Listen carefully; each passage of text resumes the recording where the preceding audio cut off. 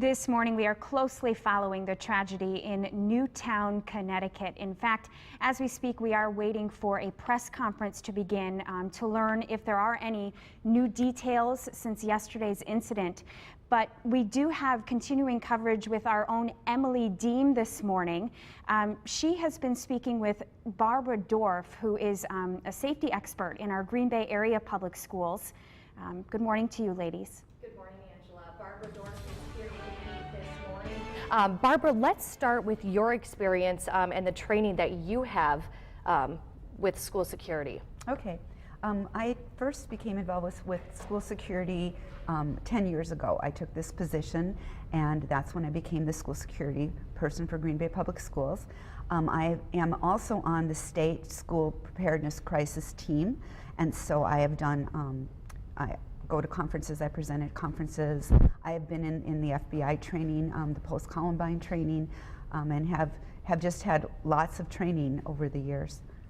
Let's go into the question about security measures with the Green Bay School District. You have different type of levels for security. Tell me about that. Well, first of all, we have 3 different levels for lockdowns. And basically, we are always in a level 1 lockdown. Since 2006, when we had an incident at East High School, it was a Columbine-like threat at East High School. Our security measures were reviewed at that time. And at that time, we decided we would lock all of the doors, that there were security monitors placed at the front entrances of the doors. Students were asked to wear student IDs at the secondary level so they could be easily identified. And people could not get in the building without buzzing in, signing in, and being eyeballed by someone in the building. And that is basically a level 1 lockdown, which we're in all the time. Teachers now, when they're teaching, are supposed to be in their classrooms. The doors should be closed and locked during the times that they're teaching, so that if anyone were to get in the building, they couldn't get into the classrooms. The next level of lockdown would be a level 2 lockdown. In Green Bay, we've had to go into a level 2 lockdown a number of times. There have been robberies, armed robberies in the areas of some of our schools. And so I will send out a lockdown alert. The police will alert me of what's happening, and we usually put an entire quadrant on lockdown until we've identified exactly where the threat is. So in a level 2 lockdown, the children are kept in the classrooms. The teachers may continue to teach, and we may let the children go from class to class, or we may not. We may determine that they need to stay in those classrooms. At the high school level, they will not be let out for lunch. They'll have to stay in the school and eat lunch in the schools. And no one will be let in or out of the buildings during that type of a lockdown. The final type of lockdown is a level 3 lockdown. And that is what I believe the teachers went into at Sandy Hook Elementary School. We practice this level 3 lockdown at least 3 times a year. Level 3 is when no one is let in or out.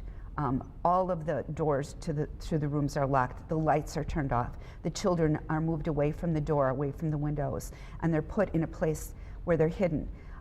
They are to remain absolutely silent. And during the drills, I will walk through the schools, the principal, the police, our school resource officers, we have 10 of those, and we will check and make sure that every room is silent, that it seems as though the school is vacant. And that's the impression we want to give, because we don't want to let a threat inside the building know where anyone is. So those are our 3 levels of lockdowns. And even the stories we were hearing from teachers in Newtown, some of them talking about their experience having their kids in a bathroom, some of them telling them to not talk and be quiet.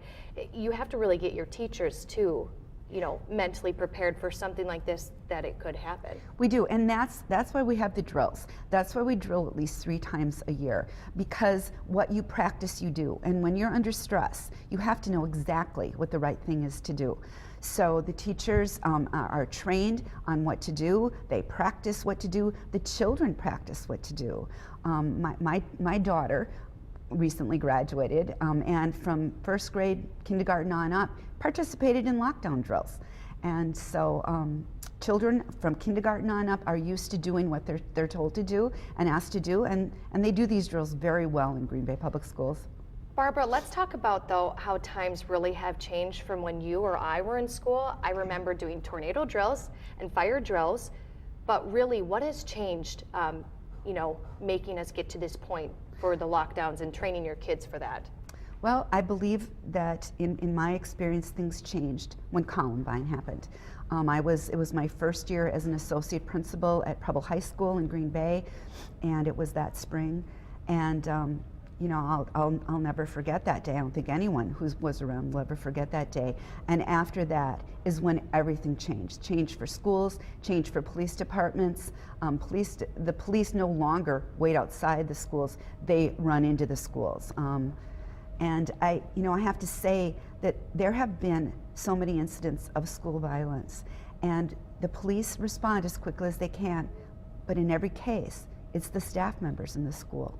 They're the ones that have been the heroes and have kept the children safe, because the shootings are over with by the time the police get there. So the trainings that we have engaged in since 1998, 99, 2000, those across the country are what's keeping our children safe. Will the security measures in Green Bay around the country, will those be revised, changed? I know you were telling me, you know, you have your book with you, your school security plan right there, and I can see different years where it's been revised. But what's going to change now with those measures? What's going to change is that we are going to learn from what happened in this tragedy, just as we've learned from other tragedies. Marinette High School, 2010, where the shooter took his own life. We learned about if a class of students isn't reporting to their next class, you got to do something about that. You have to be aware of that. We've learned from every single school shooting things that we can do better, and we will learn from this terrible tragedy as well. We review our policies and plans and procedures more than once a year, maybe on a monthly basis at times, and we change them and we update them and we inform. And there are a couple of just more questions that I do want to ask you, Barbara. I know walkthrough is something that's going on at the schools right now. Tell me a little bit about that. Okay, that was an initiative by the Green Bay Police Department. We're so fortunate in our district. We have 10 sworn police officers as school resource officers in our schools. And they're never more than minutes away from any school in the district. And so their initiative was to have captains met with the principals. I met with the principals of the secondary buildings so far and talked about what we would do in an active shooter situation. And now the patrol officers in uniform are being welcomed into our schools, walking through during the day when the hallways are crowded, when the students are there, and being able to familiarize themselves so that if something does happen, they know what that school looks like. They're familiar and they can react a lot more efficiently and effectively. We've started with the secondary schools, and we are absolutely going to be doing this in the elementary schools throughout this year. New initiative. Great job, Green Bay Police Department. And you know, we talk about different maybe security levels for each school or precautions that you do take, but let's say a high school level compared to an elementary school. Okay. What's different between that, with doors being locked, with people having to check in? Initially, after 2006, after we had the scare at East, we did have some funding to have security monitors at each of our elementary schools. Since that time, we don't have that funding anymore. We have been able to keep the security monitors at the high schools and middle schools. At the elementary schools, we have a system in place now where we have actually remodeled many of our schools, so there's a vestibule system. You have to have a balance. The parents, you don't want to keep them outside in the rain and cold, so that first door is unlocked so they can get into the vestibule. And then there's a locked door, and they need to be buzzed in by a secretary, clerical, someone that sees them through either a camera or eyeball to eyeball, and then lets them in. Part of what Green Bay Public Schools, I think, is very good at is deterrence. We want to deter anyone from being able to do something in our buildings. We've got the police officers in our buildings. We've got the system set up so we can delay people from getting into the buildings by using the admittance system. And then we can watch and look and detect if anything's going on. If something is, we detain them and they don't get in. Well, Barbara, thank you so much for spending some time with us this morning. I know we still have plenty more questions we want to ask you coming up in our 8 o'clock hour, but for now we're going to toss it to break. Stay with us. Good Day, Wisconsin. I'll be right back.